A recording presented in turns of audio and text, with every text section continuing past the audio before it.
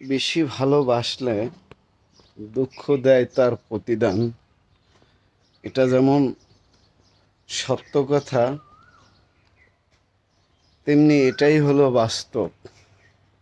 বাস্তব তো আর সবাই জানে না, যে বাস্তবতা নিয়ে ঘাড়ে সেই তখন বাস্তবতার উদাহরণ দিতে পারে। তো বাস্তব লাইফের সাথে যারা জড়িত তারাই একমাত্র বলতে পারবে যে বাস্তবতা কি জিনিস। না হলে আর কেউ বাস্তবতা বলতে পারবে না। কারণ আমি দেখেছি গত 5 বছরে আমাকে একজনের চোখে আঙুল দিয়ে দেখাই দিছে যে বাস্তবতা কি জিনিস। তবে বাস্তবতা ইনশাআল্লাহ যাই হোক, আমি যদি সৎ পথে থাকি, সৎভাবে থাকি, ইনশাআল্লাহ আল্লাহ আমাকে এখান থেকে বের করে আনবে।